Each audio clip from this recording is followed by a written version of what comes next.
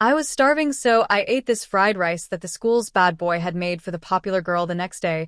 He cornered me in the cafeteria with his crew, but then he started throwing buns at me. I happily caught and ate them one bite each after I finished all the food from him and his two buddies. He stared at me in disbelief and said, "Wait, are you serious? I'm trying to bully you here. Here's the thing. I'm actually from another world in my past life.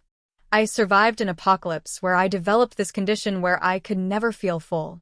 When I came to this world, my family had some money, but I lived with my stepmother. She only gave me $40 a month for living expenses. That wasn't nearly enough to satisfy my hunger. So, every single day, I was starving. One day after class, I found this random container of fried rice sitting on a bench by the bushes. I didn't think twice. I devoured it. That's how all this trouble started. The next morning, my desk mate Emily rushed over to warn me. "Sarah, you're in serious trouble. Did you eat some fried rice after school yesterday?" I turned to look at her. "How did you know? Wait, that wasn't just sitting there? It belonged to someone? Please don't tell me I have to pay for it." Emily rolled her eyes. "It's way worse than that. That was a homemade lunch that Jake, the school's biggest troublemaker, made specifically for Jessica, the most popular girl in school. Jessica threw it away because she didn't want it. But Jake comes from this super rich, powerful family. Nobody touches his stuff. Even if it's rotting in the trash and you ate it, he's definitely coming after you." I waved my hand dismissively. "As long as I don't have to pay, I'm fine. In my past life in the apocalypse, I'd seen everything. Worst case scenario, I'd get beat up." "Oh my God, you really don't get it, do you?" Emily gave up trying to warn me. As soon as morning classes ended, I was the first one out of the classroom, running as fast as I could. My stomach was killing me. I needed food immediately. "Ma'am, I'll take the beans, sprouts, the potatoes, the broccoli, and 3 servings of rice." This was my special budget meal strategy, maximum food for minimum money. The lunch lady was used to my order. By now, she even gave me 2 extra scoops of rice.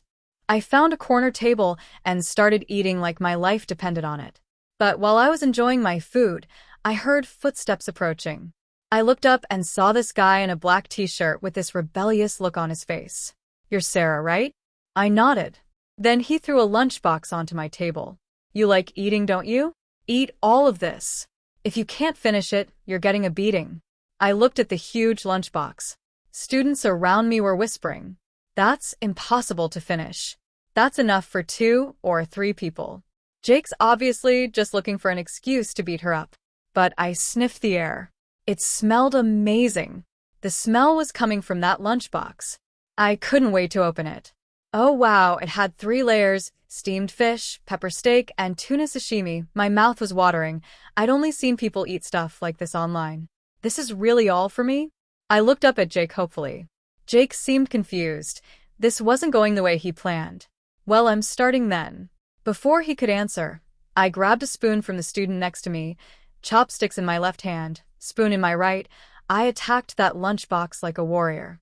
"This is so good. I'm so happy. This is incredible. Is it Christmas already?" I was so focused on eating I couldn't even talk anymore, just chewing and swallowing. Jake had his arms crossed waiting for me to beg for mercy, but slowly, he lowered his arms. His expression went from mocking to confused to shocked to completely blank. 5 minutes. Just 5 minutes. The lunchbox was empty. I looked at Jake with longing.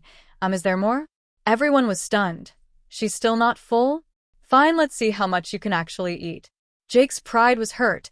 He told his friends to go buy everything left in the cafeteria. Soon the entire table was covered with food. "Eat, I want to see how much you can really handle." I rubbed my hands together. My eyes lit up. This really was Christmas. "Don't mind if I do." I ate and even sang while eating. They throw buns at me. I eat 3 in one bite. They throw dumplings at me. I use them to make soup. Another 5 minutes passed. I wiped my mouth, satisfied. Jake was looking at me like I was some kind of alien. "Were you starving to death in your past life, or something?" I blinked. "Pretty much, yeah, but honestly, the cafeteria food has no flavor compared to your lunchbox, otherwise I could eat even more." Jake's ears suddenly turned red and he looked uncomfortable. His dad had started as a chef, and Jake had loved cooking since he was little. That food was his creation. I didn't notice his reaction. I just stood up and walked away, waving behind me. "Thanks. If you ever do this again, Don't forget to call me. Boss, what do we do now? One of his friends asked. Jake was silent for a moment, thinking about something. Let's go. We'll figure it out later. After school, I went back to my $10 a month rental room. It was very minimalist, just a bed and one outlet. I skipped dinner. Lunch was still keeping me full. Right after I got into bed, my old Nokia phone buzzed. That was weird. Only Emily had my number. Why would she text this late? I checked the message. It was short and simple. This is Jake. Meet me behind the field tomorrow at lunch. That little snitch, Emily sold me out. But what did Jake want? Was he looking for trouble? Behind the field was basically a little forest. Was he planning to fight me? I fell asleep thinking about it. The next day at school, Emily immediately apologized. Sarah, I didn't want to give him your number, but my dad works for Jake's family. I couldn't say no to him. I waved it off. Emily was actually pretty nice. She shared her snacks with me all the time. Don't worry about it. I'm nobody important. My contact info isn't worth anything. At lunch, I skipped breakfast and went straight to the forest. Better to deal with this quickly and get it over with. When I found him, Jake was sitting on a big rock. He didn't bring any of his friends. Hey, why did you want to see me? He turned around when he heard my voice. Then he held out a lunchbox. What's this? You're the first person outside my family to eat my cooking. I want you to eat it. The way Jake was acting all shy was shocking. Was this really the same guy who walked around like he owned the school? So, you're inviting me to eat? He nodded. Yeah, you can give me feedback too. What else was there to say? The smell from that box was already making me drool. You're actually pretty nice. I sat on the rock with the lunchbox. Jake handed me chopsticks. I opened it eagerly. Whoa, steak? Oh, pork ribs. Oh my God, caviar. Watching me eat with such satisfaction, even Jake's usually cold face showed a smile.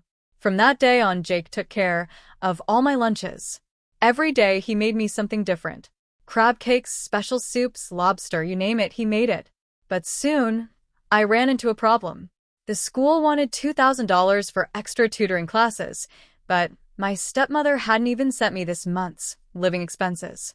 At lunch one day, I called my stepmother from the hallway. She took forever to pick up. I could hear the sound of people playing cards in the background. Hello? Who is it? It's me, Sarah. What do you want? Money? There is no money. Things are tight right now. Your sister needs piano lessons and a new dress. I resisted the urge to hang up. The school needs $2,000 for tutoring. $2,000? Why don't they just rob us?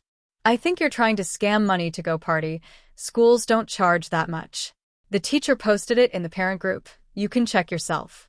I'm not checking. Figure it out yourself. You're practically an adult. You have hands and feet. Can't you earn your own money? I hung up. There was no point asking anymore. As for calling my dad, forget it. My stepmother had him completely under her control. My phone buzzed. It was Jake. Sarah, why aren't you here yet to eat? Coming now. Something came up. Food always comes first. I ran over to meet him. I could have asked Jake for the money. The food he made me every day cost more than $2,000, but I didn't want to. Some relationships, once money gets involved, they change completely. The next day was Saturday. I got up super early. I spent my last $10 on a bag of buns I ate while walking to the construction site. I'd seen they hired day workers there. That's right, as someone from another world, I did have a special ability. When I was full, I became incredibly strong. I'd never needed to use it before, but I was desperate now. The foreman was this big, tough-looking guy. When he saw this delicate-looking girl walk in, he waved me away dismissively. Little girl, stop playing around. This is a construction site, not a playground. Go home and do your homework, sir. I really need the money. I'm very capable of what these cement bags weigh 200 pounds each. If you can carry one, I'll hire you. He pointed at the cement bags. I didn't waste words. I walked right over one bag in my left hand, one in my right, then I easily threw them over my shoulder. Sir, does this work? The cigarette fell out of the foreman's mouth. The workers around us all stopped to watch. This girl has superhuman strength. That's not a little girl, that's Wonder Woman. The foreman didn't just hire me. He looked at me like I was a long-lost structural beam come to life. Kid, he said, wiping sweat from his brow. If you keep this up, I'll pay you double. Just don't break the sidewalk. For the next 6 hours, I was a blur of dust and concrete.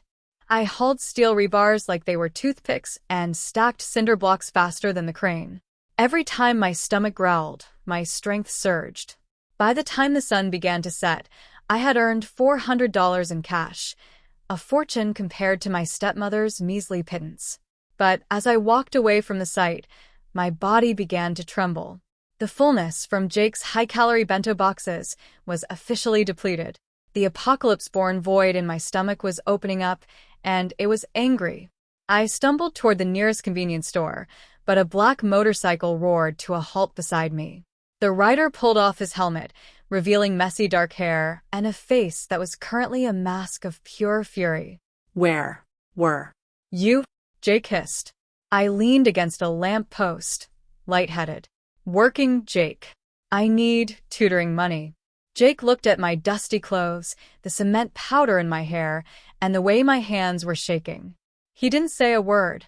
He just grabbed my wrist, hoisted me onto the back of his bike, and roared off. He didn't take me to the school forest. He took me to a high-end penthouse in the city center, his private apartment. The kitchen was larger than my entire rental room, filled with professional-grade copper pots and a refrigerator the size of a closet. Sit, he commanded, pointing to a bar stool. He moved with a frantic, focused energy. He didn't just cook, he performed. Sizzling garlic, the sharp scent of rosemary, the hiss of a blowtorch searing A5 Wagyu. Within 20 minutes, a mountain of food was placed in front of me. Eat, he said, his voice lower now, almost hurt. Why didn't you tell me you were broke? Do you think I make these lunches for fun? I make them so you don't have to look like you're about to vanish into thin air. I didn't answer. I couldn't. I was too busy devouring a truffle risotto that tasted like heaven. As the food hit my stomach, the tremor stopped. The strength returned. Jake, I said between bites of lobster tail, my stepmother, she doesn't give me anything. I can't ask you for money. I'm an apocalypse survivor. I pay my debts.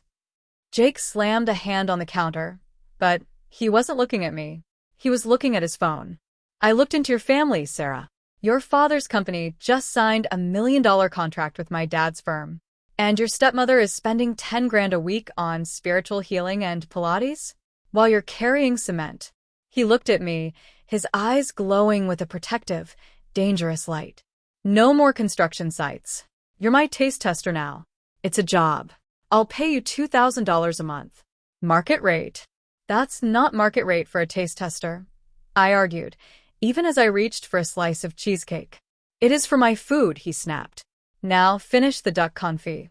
The next Monday was the dreaded parent-teacher conference.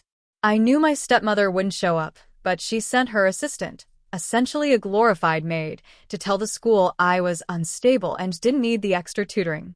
I stood in the hallway, clutching my $2,000 salary in an envelope, ready to pay the registrar myself. But then I saw my stepmother. She had shown up, but only because she wanted to brag to the other moms about her daughter's new piano recital. Oh, Sarah, she said, spotting me. She looked at my slightly scuffed shoes with visible disgust. I told the school you're skipping the tutoring. You're just not academic material, dear. It's better to save that money for your sister's career. She has real potential. I have the money, I said, holding up the envelope. She laughed, a sharp, ugly sound. And where did you get that? Stealing from my purse? Or did you find a benefactor? Before I could reply, the hallway went silent. The principal, who usually acted like he was the king of the world, was suddenly bowing. Jake's father, the legendary Iron Chef and billionaire mogul, walked down the hall. And right beside him was Jake, looking sharper than I'd ever seen him in a tailored school blazer. Is there a problem here? Jake's father asked, his voice booming. My stepmother practically tripped over herself to smile. Oh, Mr. Sterling. No problem at all. Just disciplining my wayward stepdaughter. She's been, well, you know how these girls from poor backgrounds can be. Jake stepped forward, his eyes fixed on my stepmother with a coldness that made her smile falter. Poor background? Jake asked. That's funny. Sarah is the exclusive consultant for my family's new restaurant chain. Her palate is worth more than your husband's entire company. He turned to the principal. My father and I are here to endow a new scholarship. It's called the Sarah Memorial Apocalypse Fund. Well, actually, let's just call it the Sarah Excellence Grant. It covers all of Sarah's fees, plus a 5-course lunch prepared daily by the school's top culinary student. He looked at me and winked. My stepmother's face went through a fascinating transformation, from smug to confused to a sickly shade of green. Consultant? Grant? But she's just a glutton. She's a connoisseur, Jake's father corrected, patting me on the shoulder. And if I hear that she's being denied living expenses again, I'll have my legal team look into your husband's contract with my firm. I don't do business with men who let their daughters starve. My stepmother fled the school in tears, especially after the principal informed her that her spiritual healing bills would no longer be tax-deductible through the school's charity wing. Jake and I sat on our rock behind the field. He had brought a literal silver platter today. Caviar blinis and wagyu sliders, he said, opening the lid. I took a bite, feeling the surge of strength that always followed his cooking. You didn't have to bring your dad, Jake. I did, he said, staring at the trees. I couldn't stand the thought of you carrying cement ever again. Besides, he paused, his face turning that endearing shade of red again. I need you to be full. If you're not full, you might leave this world and go back to your apocalypse. And I haven't finished teaching you how to make chocolate souffle yet. I looked at the boy who had gone from a bully to my personal chef, and for the first time in 2 lives, I felt something other than hunger. I'm not going anywhere, Jake, I said, catching a bun he playfully tossed at me. As long as you're cooking, this world is much better than the last one. I ate the bun in 1 bite, and as the afternoon sun hit the forest, I realized I was finally beautifully full.